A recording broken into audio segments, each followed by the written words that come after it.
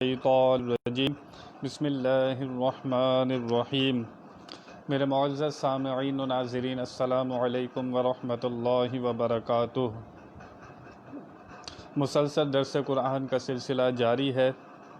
آپ نے کل کی آیت میں سماعت فرمایا کہ موسیٰ علیہ السلام کی قوم نے بنی طے کے جنگل میں جب وہ قید کر دیے گئے، اللہ تعالیٰ نے ان کے اوپر من و سلوہ کی نعمت کو نازل فرمایا، لیکن وہ لوگ اس پر صبر نہ کر سکے اور موسیٰ علیہ السلام سے کہا، اے موسیٰ، ہم ایک کھانے کے اوپر صبر نہیں کر سکتے۔ آپ اللہ تعالیٰ سے ہمارے لیے دعا کیجئے کہ وہ زمین سے ہمارے لیے ساگ نکالے، ککڑی نکالے، مسور کی دال نکالے، پیاز نکالے۔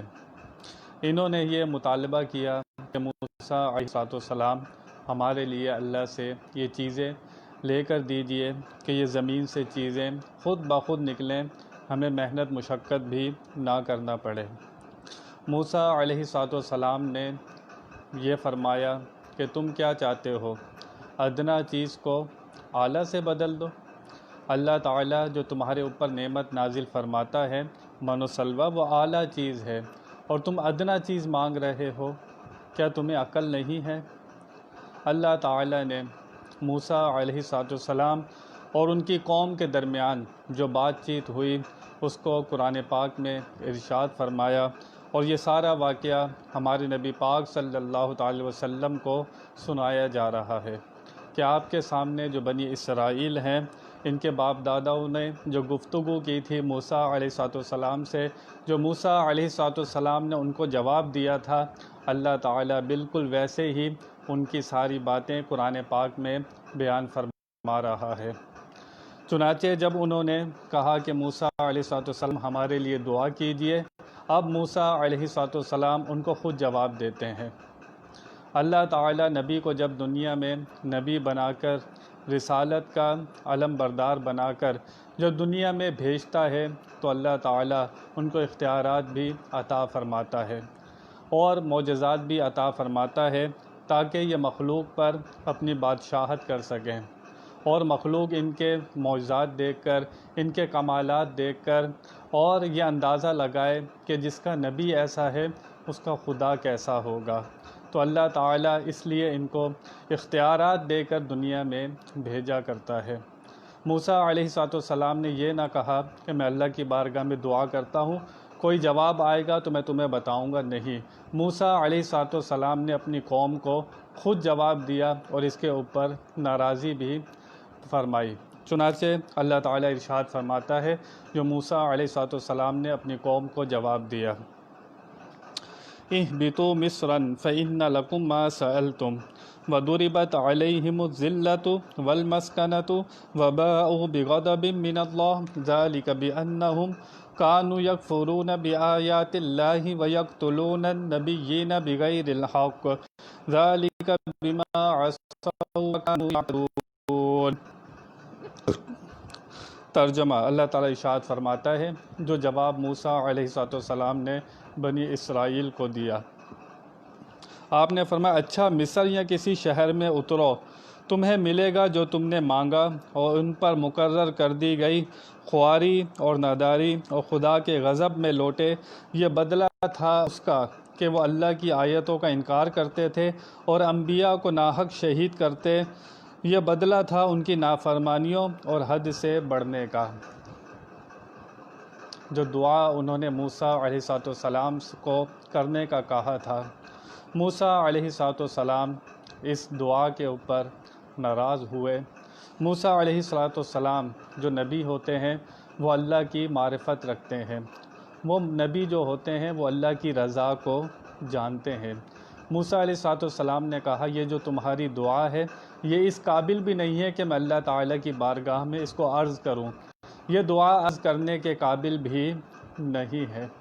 تم کیسے ناشکرے ہو گئے، تمہیں طے کے جنگل میں اللہ تعالیٰ نے تمہیں نافرمانی کی وجہ سے یہاں پر قید کر دیا ہے، اور قیدی کی فرمائشیں رب کی بارگاہ میں نہیں پہنچائی جاتی اس طرح، تمہیں آسمانی نعمت مل رہی ہے، بغیر محنت و مشقت کے تمہیں پرندہ بھی دیا جاتا ہے جس کے تم کباب بناتے ہو، روز حلوہ اترتا ہے تمہارے لیے، اور تم نے ہمیشہ تو یہاں نہیں رہنا، جب تک تم یہاں پر قید ہو جب تک یہ نعمت کھاتے رہو۔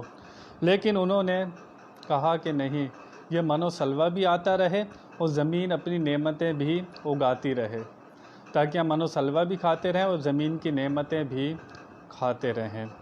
لیکن موسیٰ علیہ السلام نے فرمایا اہبطوا، فرمایا اترو یہاں سے۔ اس کا مطلب ہے یہ جہاں پر قید تھے وہ کہ اونچی جگہ تھی، وہ ایسی جگہ تھی جو اونچا مقام تھا۔ طے کا جنگل جو تھا، اللہ تعالیٰ نے 40 سال کے لیے ان کو وہاں پر قید کر دیا تھا۔ یہ جملہ کہا تھا انہوں نے، آپ اور آپ کا رب جا کر جنگ کریں، ہم کیوں جائیں، ہم تو نہیں جائیں گے جنگ کرتے، آپ ان سے جنگ کریں۔ اللہ تعالیٰ نے اس جنگل میں، طے کے جنگل میں بنی اسرائیل کو 40 سال کے لیے قید کر دیا تھا۔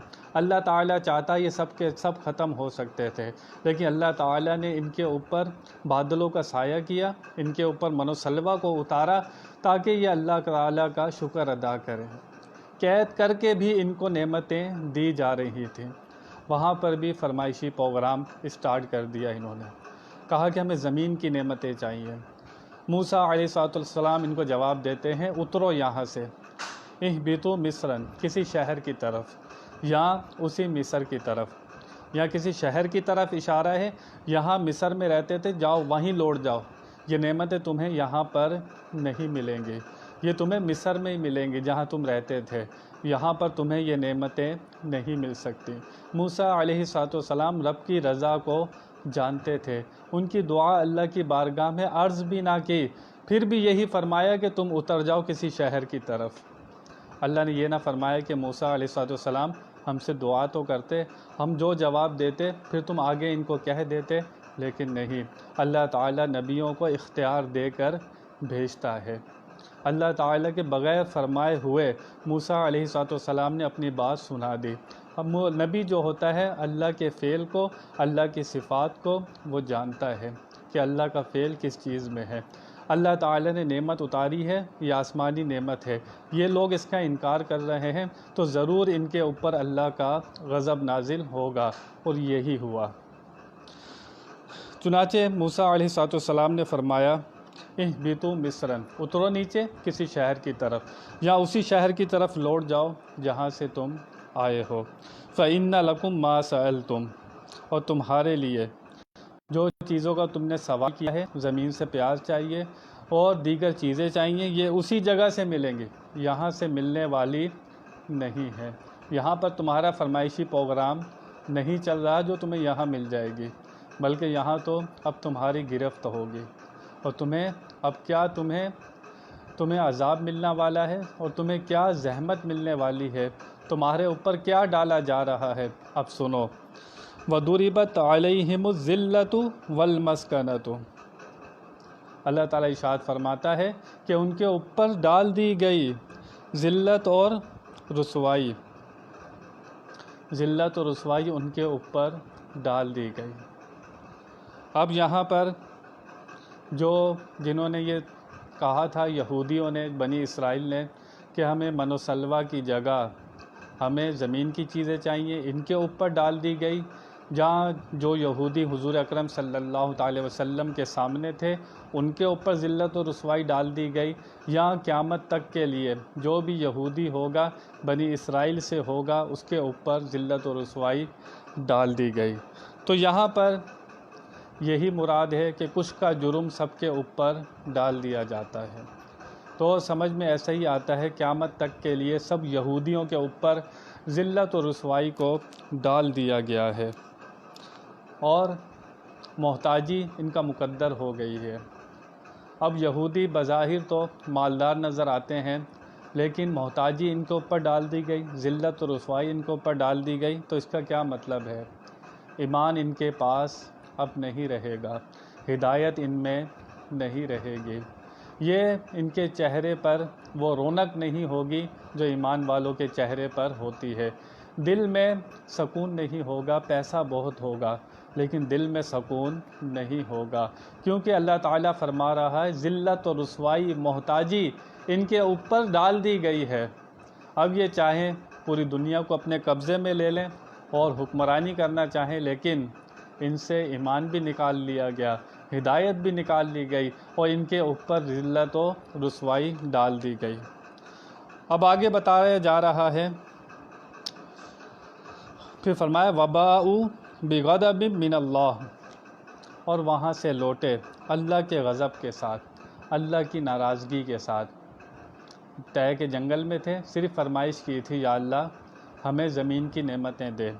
اللہ فرما رہا ہے وہاں سے لوٹے اب ذلت و رسوائی کے ساتھ، اللہ کے غضب کے ساتھ، اللہ کے قہر کے ساتھ، انبیاء کرام کی، اولیاء کرام کی بے ادبی کی، موسیٰ علیہ السلام کی بات کو نہ مانا۔ موسیٰ علیہ السلام نے بہت سمجھایا کہ ایسا نہ کرو، یہ دعائیں اللہ کی بارگاہ میں نہ کرو، جو اللہ تعالیٰ تمہیں دے رہا ہے اس پر صابر اور شاکر رہو۔ لیکن جس کے نصیب میں بدبختی ہو، جس کے دلوں کے اوپر مہریں لگ گئی ہوں، جس کے اندر بے ادبی کا جگہ بنا لی ہو، گستاخی نے جگہ بنا لی ہو، اپنی ضد ہٹ درمی کی وجہ سے کہ سوال پر سوال، اعتراض پر اعتراض، خطا پر خطا، اس کے باوجود پھر عذاب الہی ہی بندے کا مقدر ہوتا ہے۔ جب بندہ نافرمانی کرتا رہتا ہے تو پھر اس کا یہی حال ہوتا ہے جو یہاں پر بیان کیا جا رہا ہے۔ اب اللہ تعالیٰ وجہ بتا رہا ہے، ان کے اوپر ذلت و رسوائی ڈالنے کی وجہ، اللہ کا غضب ان کے اوپر ہوا، اللہ کا قہر ان کے اوپر ہوا، اور وہاں سے لوٹے یہ سب چیزیں لے کر۔ اللہ فرماتا ہے ذَلِكَ بِأَنَّهُمْ، یہ وجہ نہیں تھی کہ انہوں نے کھانے کی چیزیں مانگی تھیں، اب وجہ بتائی جا رہی ہے۔ یہ وجہ بھی تھی کیونکہ موسیٰ علیہ السلام نے اس دعا کے اوپر ناراضی کا اظہار کیا تھا، جس کی وجہ سے ان کو یہ بھگتنا پڑا۔ لیکن اصل وجہ بتائی جا رہی ہے ذَلِكَ بِأَنَّهُمْ، کہ اس وجہ سے، کس وجہ سے ہے؟ كَانُوا يَكْفُرُونَ بِآيَاتِ اللَّهِ، وہ اللہ کی آیتوں کا انکار کرتے تھے۔ اللہ تعالیٰ نے کتنی آیتیں نازل فرمائی کہ یہ کام کرنا ہے، یہ چیزیں نہیں کھانی، یہ چیزیں کھانی ہیں، یہ عمل کرنے ہیں، یہ عمل نہیں کرنے۔ موسیٰ علیہ السلام کی باتوں کو ماننا ہے، فرما برداری کرنی ہے، نہیں، آیتوں کا انکار کرتے تھے۔ اس وجہ کے اوپر ان کے اوپر ذلت و رسوائی ڈال دی گئی اور اللہ تعالیٰ کا غضب ان کے اوپر ہوا۔ وہاں سے لوٹے اللہ کے غضب کے ساتھ، اللہ تعالیٰ نے ان کو اپنی بارگاہ سے، اپنی رحمت سے دور کر دیا۔ کیوں کر دیا؟ اللہ تعالیٰ کی آیتوں کو جھٹلاتے تھے۔ مسلمان آیتوں کو تو نہیں جھٹلاتے، ایسے مسلمان ہیں، لیکن عمل میں کوتاہی ہے مسلمانوں کے۔ وہ کسی نماز کا انکار تو نہیں کرتے، روزوں کا انکار تو نہیں کرتے، لیکن اس عمل کو ادا نہیں کرتے۔ انکار کرنا کفر ہوتا ہے، لیکن عمل نہ کرنا حرام ہوتا ہے۔ اور یہی عادت جب بندہ گناہ پر گناہ کرتا رہتا ہے، ایک وقت آتا ہے کہ بندہ کفر تک پہنچ جاتا ہے۔ تو یہ بنی اسرائیل والے اللہ کی آیتوں کا مذاق اڑاتے تھے، اللہ تعالیٰ کے حکموں کا مذاق اڑاتے تھے، جس کی وجہ سے ان کے اوپر ذلت و رسوائی کو ڈال دیا گیا۔ ایک وجہ بتائی، اور دوسری وجہ اللہ تعالیٰ ارشاد فرماتا ہے وَيَقْتُلُونَ نَبِيِّينَ بِغَيْرِ الْحَقِّ، نبیوں کو شہید کرتے تھے۔ کتنا بڑا ظلم کرتے تھے بنی اسرائیل والے۔ اللہ کی آیتوں کا انکار کر دیا، یہ چھوٹا جرم تھا کیا؟ اب نبیوں کو بھی شہید کرتے تھے، اور بغیر ناحق شہید کرتے تھے، اور ناحق ہی کرتے تھے۔ اللہ کے نبی حق پر ہوتے ہیں، اللہ کے نبی کوئی ایسا کام نہیں کرتے جس سے کوئی مخلوق کو کے اندر کوئی فتنہ فساد ہو، یا وہ ان کا عمل ایسا ہو کہ قوم کو لگے کہ یہ عمل اچھا نہیں ہے۔ نبی اللہ کے قاصد ہوتے ہیں، پیغام پہنچانے والے ہوتے ہیں، اور نبی رول ماڈل ہوتے ہیں۔ ان کی پیروی کر کے، ان کو فالو کر کے بندہ ہدایت پا سکتا ہے۔ لیکن انہوں نے دو کام کیے جس کی وجہ سے ان کے اوپر ذلت و رسوائی کو مسلط کیا گیا اور ان کو بارگاہ سے نکال دیا گیا۔ ان کے اوپر اللہ تعالیٰ کا غضب ہوا۔ اللہ تعالیٰ کی آیتوں کا انکار کرتے تھے اور نبیوں کو شہید کرتے تھے۔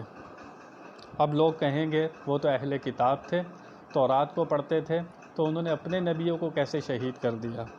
اللہ فرماتا ہے ذَلِكَ بِمَا عَصَوْا وَكَانُوا يَعْتَدُونَ، اس وجہ سے کہ نافرمانی کرتے تھے۔ اب وجہ وجہ بتائی جا رہی ہے، نبیوں کو شہید کرنے کی وجہ بتائی جا رہی ہے، حالانکہ وہ اہل کتاب تھے لیکن کیا کرتے تھے؟ نافرمانی کرتے تھے۔ وَقَانُوا يَعْتَدُونَ ذَلِكَ بِمَا عَصَوْا وَكَانُوا يَعْتَدُونَ، نافرمانی کرتے تھے، اللہ کی حدوں کو توڑتے تھے، جس کی وجہ سے ان کے اوپر یہ عذاب مسلط کیا گیا اور قیامت تک ان کے اوپر یہ عذاب رہے گا۔ لیکن محتاجی ان کے اوپر ڈال دی گئی، ذلت و رسوائی ان کے اوپر ڈال دی گئی۔ جتنے مالدار ہو جائیں دل میں سکون نہیں ہوگا۔ حضور اکرم صلی اللہ تعالی علیہ وسلم آپ فرمایا کرتے تھے، یا اللہ مجھے دنیا میں مسکین رکھنا، مجھے مسکینوں میں اٹھانا، میرا حشر مسکینوں میں کرنا۔ یہاں پر مسکین کے معنی کیا ہیں؟ یہاں پر مسکین کے معنی ہیں دل کا غنی ہونا، دل کی جو کیفیت ہے وہ اللہ کی رضا پر راضی رہے۔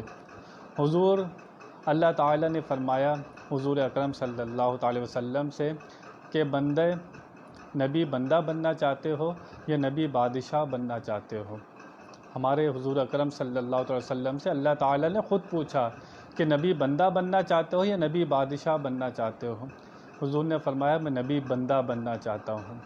میں تو چاہتا ہوں یا اللہ تو مجھے ایک وقت کھانے کو دے، ایک وقت بھوکا رکھ، جب تیرا کھانا کھاؤں تو تیرا شکر ادا کروں، جب بھوکا رہوں تو پھر صبر کروں، تیری رضا پر راضی رہوں۔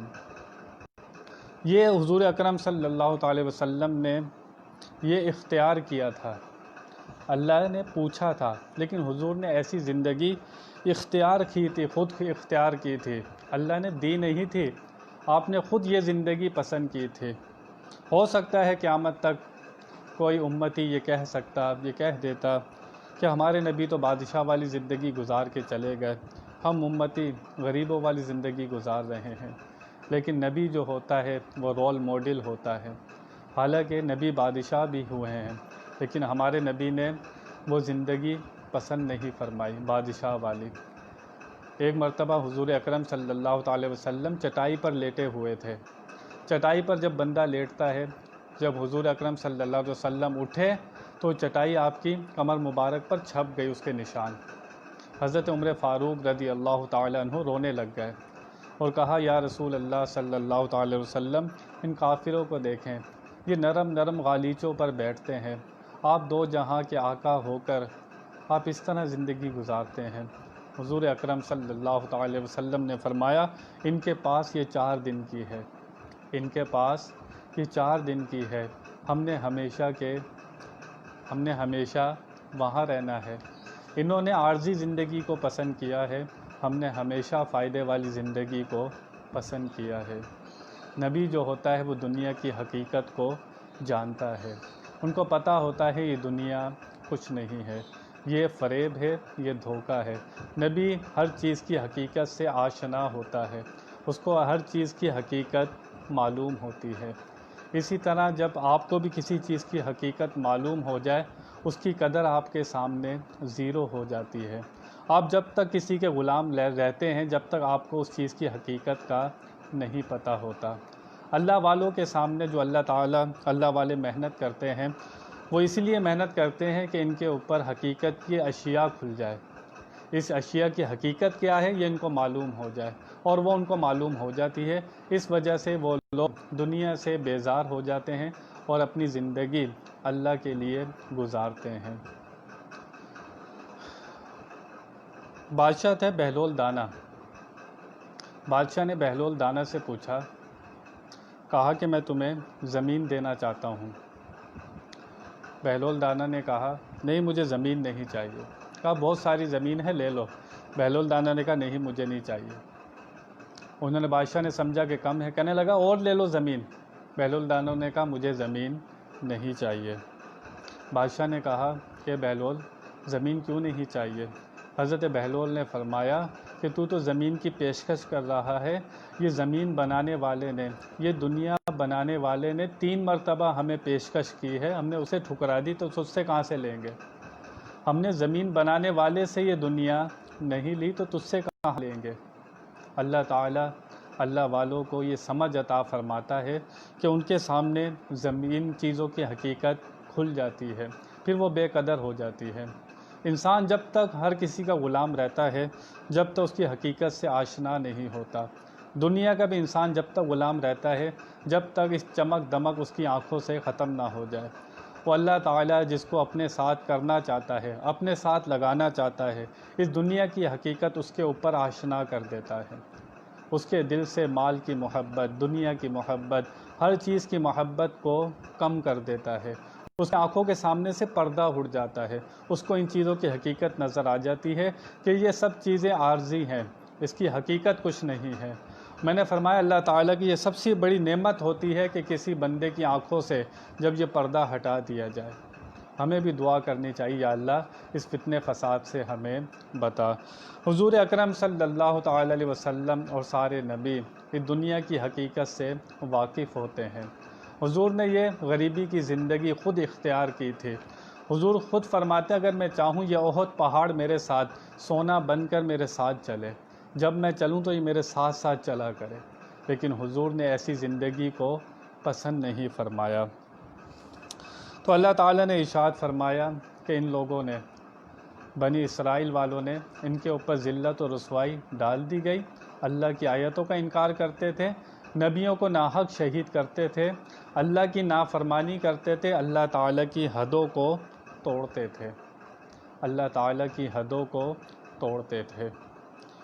تو انسان کو چاہیے کہ یہ چیزیں جب انسان کے اندر آ جاتی ہیں، نافرمانی، انسان کی برائی کب شروع ہوتی ہے؟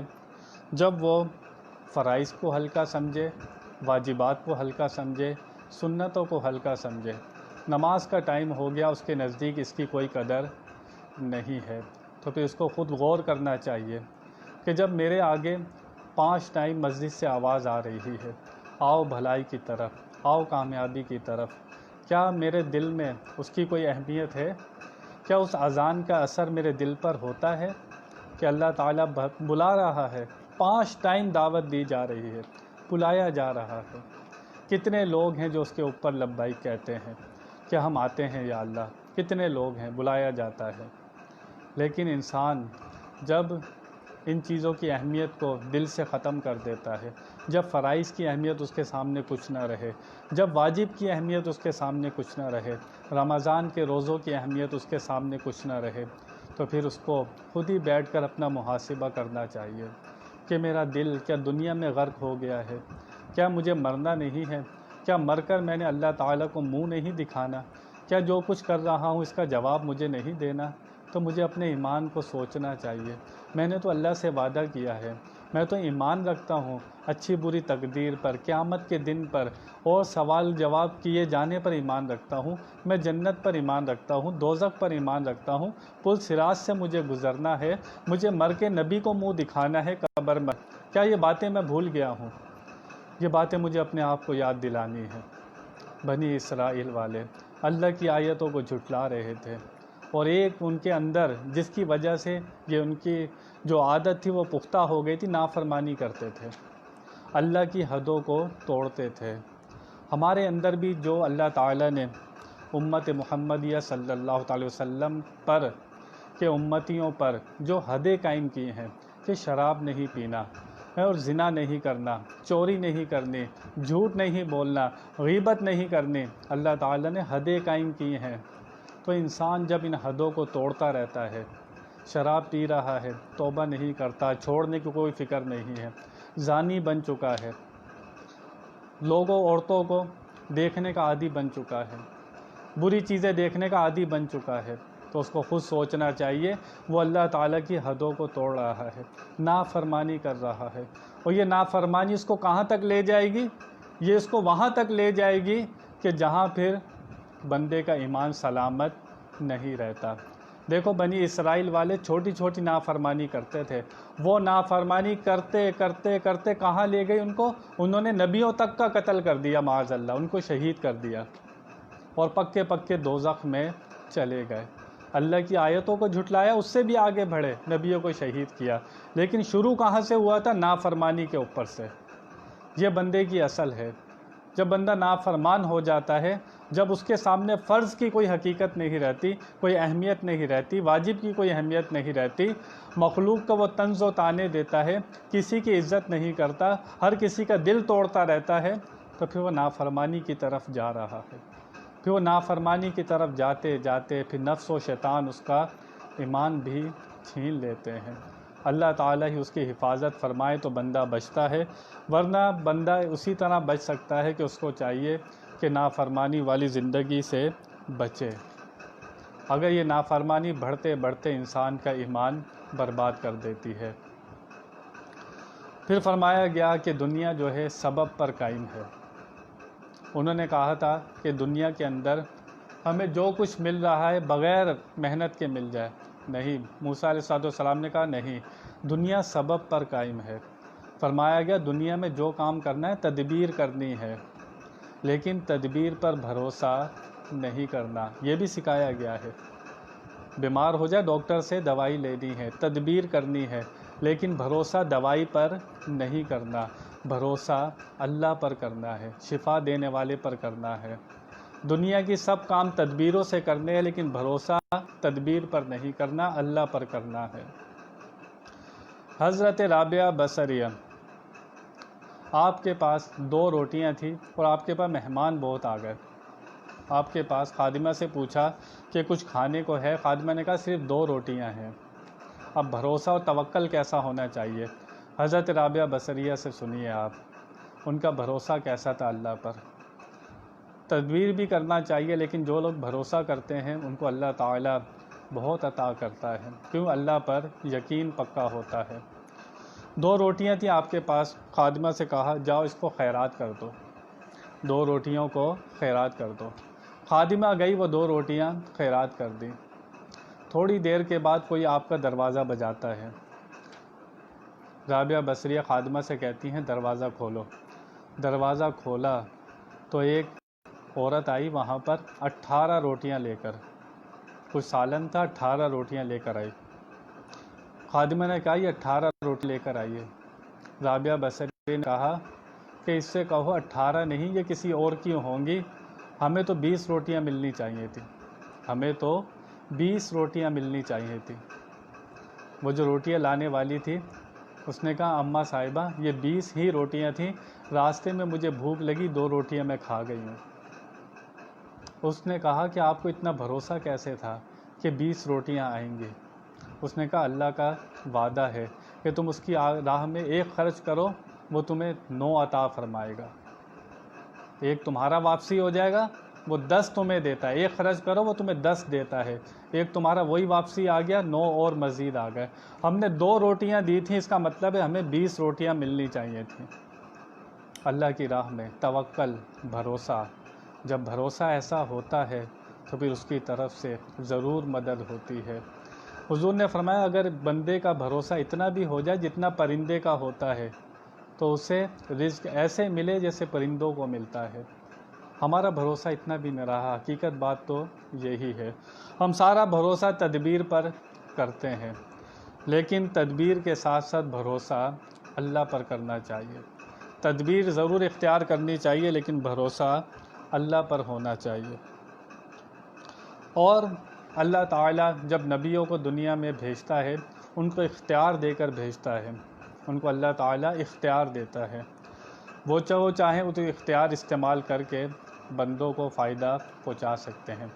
عیسیٰ علیہ السلام کو دنیا میں بھیجا، اس وقت حکیموں کا طب کا دور تھا، لیکن حضرت عیسیٰ علیہ السلام نبی وہ دیکھنے والا ہو جاتا تھا، کوڑ والے مریض کے اوپر ہاتھ پھیرتے تھے وہ صحیح ہو جاتا تھا۔ اللہ تعالیٰ نبیوں کو اختیار دے کر دنیا میں بھیجتا ہے۔ چنانچہ حضور اکرم صلی اللہ تعالی وسلم، ہمارے نبی پاک صلی اللہ تعالی وسلم کو اللہ تعالیٰ نے بے حساب اختیار عطا فرمایا تھا، وہ آپ کو مالک و مختار بنا کر دنیا میں بھیجا تھا۔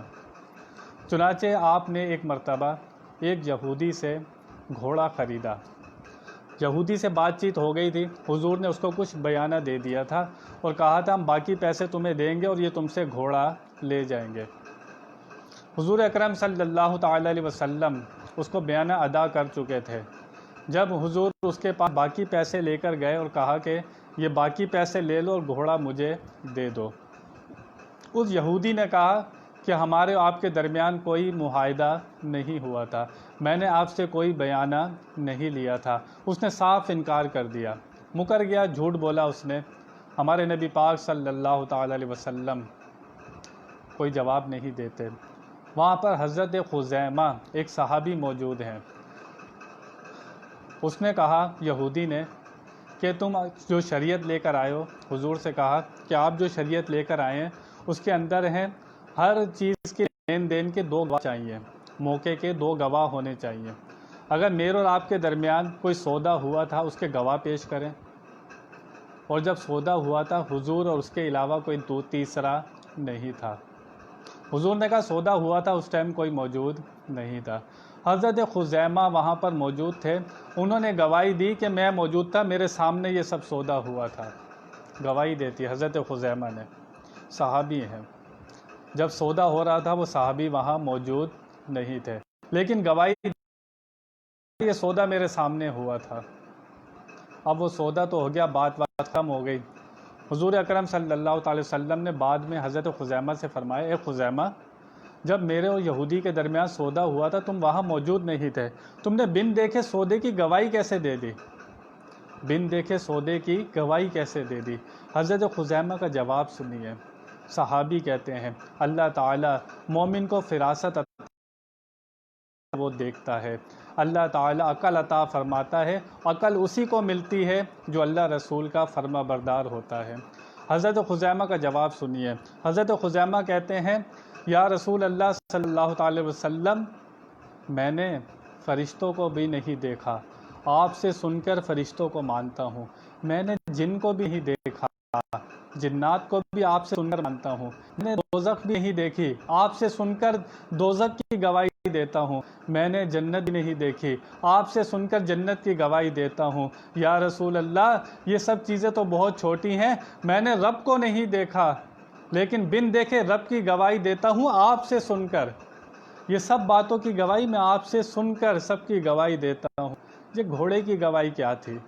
جب میں آپ سے سن کر بن دیکھے رب کی گواہی دے سکتا ہوں تو یہ گھوڑے کی گواہی کیا چیز ہے؟ اب حضور کا اختیار دیکھیے، حضور حضرت خزیمہ کو انعام عطا فرماتے ہیں اور فرماتے ہیں جس سودے کا گواہ، جہاں پر ہر چیز کے 2 گواہ ہوں، لیکن حضرت خزیمہ کی گواہی 2 کے برابر ہوگی۔ اختیار دیکھیے، حضرت خزیمہ کی گواہی کو 2 کے برابر کر دیا۔ جہاں پر حضرت خزیمہ گواہی دیں گے، ان کی ایک کی گواہی 2 کے برابر مانی جائے گی، اور ایسا ہی ہوا۔ حضور کہاں تک دیکھ رہے تھے یہ حضور جانتے ہیں۔ چنانچہ یہ حضور کے سامنے یہ قرآن پاک پتوں پہ لکھا ہوا تھا، درختوں کی چھال پر لکھا ہوا تھا، صحابیوں نے اور جگہ پر لکھا ہوا تھا۔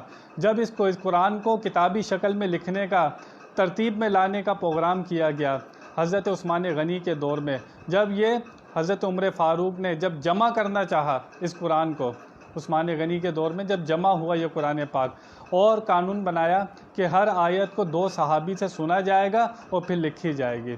جب آیت آئی لَقَدْ جَاءَكُمْ رَسُولٌ مِّنْ أَنفُسِكُمْ عَزِيزٌ عَلَيْهِ مَا عَنِتُّمْ حَرِيصٌ عَلَيْكُمْ بِالْمُؤْمِنِينَ رَءُوفٌ رَحِيمٌ، حضور کی شان کی آیت آئی، سنانے والے حضرت خزیمہ اکیلے تھے، کسی اور صحابی کو یاد نہیں تھی، سنانے والے حضرت خزیمہ اکیلے۔ تو صحابہ نے کہا، حضرت عثمان غنی نے آپس میں بات چیت کی کہ ہم نے تو یہ قانون بنایا تھا کہ ہر آیت کو 2 سے سنا جائے گا، لیکن یہ سنانے والے حضرت خزیمہ اکیلے ہیں۔ اب حضرت خزیمہ کا جواب سنیے۔ حضرت خزیمہ کہتے ہو بھول گئے حضور نے مجھے کیا کہا تھا کہ اس ایک کی گواہی، میری ایک کی گواہی 2 کے برابر ہوگی۔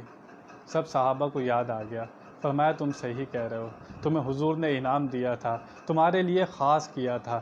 حضور کا اختیار دیکھیے آپ، اللہ تعالیٰ نبیوں کو دنیا میں بھیجتا ہے، معجزات دے کر بھیجتا ہے، اختیار دے کر بھیجتا ہے تاکہ لوگ ان کی فرما برداری کریں، غلام کریں، اور نبی بادشاہوں کی طرح ان پر حکومت کریں۔ اللہ تعالیٰ دنیا میں سب سے بہترین مخلوق اور آخرت میں بھی سب سے بہترین لوگ، زمین پر بھی آسمانوں پر بھی نبی ہوتے ہیں۔ اور ہمارے نبی پاک صلی اللہ تعالی وسلم سب نبیوں سے افضل ہیں۔ تو آپ نے بنی اسرائیل کے واقعے میں سنا کہ انہوں نے زمینی چیزیں مانگی طے کے جنگل میں۔ اللہ نے فرمایا کہ موسیٰ علیہ السلام نے ان کو فوراً جواب دیا، یہ چیزیں تمہیں یہاں نہیں ملیں گی، طے کے جنگل میں، وہیں لوٹ جاؤ مصر سے جہاں پر آئے ہو، وہیں تمہیں یہ چیزیں ملیں گی، یہاں ملنے والی نہیں ہے۔ اعتراض کیا، من و سلوہ اترتا تھا وہ بھی چھن گیا، اللہ کی آیتوں کا انکار کیا، نافرمانی کی، اللہ کی حدوں کو توڑا، اللہ تعالیٰ نے ان کے اوپر ذلت و رسوائی کو مسلط فرما دیا اور وہاں سے لوٹے اللہ کے غضب کے ساتھ، ذلت و رسوائی ان کا مقدر ہو گئی۔ جو بندہ اللہ کی آیتوں کا انکار کرے، اللہ تعالیٰ کی نافرمانی کرے، اللہ کی حدوں کو چھوڑے اور گناہوں کو نہ چھوڑے، تو یہ گناہ بڑھتے بڑھتے ایک بڑے گناہ کی طرف بندے کو لے جاتے ہیں۔ جب بندہ گناہوں کو چھوٹا سمجھ کر کرتا رہتا ہے، ایک وقت آتا ہے کہ بندے کا ایمان بھی قریب ہوتا ہے کہ برباد ہو جائے۔ کیوں؟ اللہ کی نافرمانی سے نہیں رکا۔ یہ بنی اسرائیل والے یہی غلطی کر رہے تھے، اللہ کی نافرمانی سے نہیں رک رہے تھے، موسیٰ علیہ السلام کی بے ادبی کر رہے تھے، موسیٰ علیہ السلام کا مذاق اڑا رہے تھے، موسیٰ علیہ السلام جو حکم ارشاد فرماتے تھے اس کا مذاق اڑایا کرتے تھے۔ آپ نے اس کا نتیجہ دیکھا، ذلت و رسوائی ان کا مقدر بنا دی گئی، دور کر دیے گئے اللہ تعالیٰ کی بارگاہ سے۔ مجھے اور آپ کو یہاں سے پیغام ملتا ہے کہ نافرمانی، گناہ چھوٹا بڑا نہیں ہوتا، اصل ہوتی ہے بغاوت۔ ہم بغاوت کس سے کرتے ہیں؟ جب ہم گناہ کرتے ہیں تو اللہ تعالیٰ سے بغاوت کرتے ہیں، اور باغی کی سزا کیا ہوتی ہے آپ جانتے ہیں۔ انسان کو باغی نہیں ہونا چاہیے، اس کے حضور مسلح ڈال کے ضرور کھڑے ہونا چاہیے اور بتانا چاہیے یا اللہ میں گناہ گار ضرور ہوں لیکن باغی نہیں ہوں، یہ اعلان کرنا چاہیے۔ اللہ کے تعالیٰ کے سامنے نماز پڑھ کر، روزے رکھ کر یہ ضرور رکھنے چاہیے تاکہ یہ نہ ہو کہ کہیں تم بغاوت کا اعلان کر دو۔ یہ ضرور بتاؤ اللہ تعالیٰ کو، یا اللہ ہم باغی نہیں ہیں، تیرے دربار میں حاضر ہو جاتے ہیں، اب تیری مرضی ہے، تو چاہے عذاب دے یا جزا دے، یہ تیری مرضی ہے، ہم حاضر ہو گئے ہیں۔ بندے کو صرف حاضر ہونا چاہیے، یہ اس کے اختیار میں ہے۔ اور بندہ جب نافرمانی سے بچتا ہے تو پھر وہ بڑے گناہوں سے بھی بچ جاتا ہے۔ اور یہی آیت سے یہی پیغام ملا، آگے بیان جاری ہے بنی اسرائیل کا۔ انشاءاللہ کل انشاءاللہ تعالی رمضان المبارک کے موضوع پر کچھ باتیں آپ تک پہنچاؤں گا، پھر اس کے بعد کچھ زکوٰۃ کی باتیں آپ تک پہنچاؤں گا انشاءاللہ۔ تھوڑے دن اسی پر بیان کروں گا، اس کے بعد تفسیر کا سلسلہ دوبارہ شروع کریں گے۔ بیان میں کوئی غلطی ہو اللہ کی بارگاہ میں توبہ کرتا ہوں۔ وآخر دعوانا ان الحمد للہ رب العالمین۔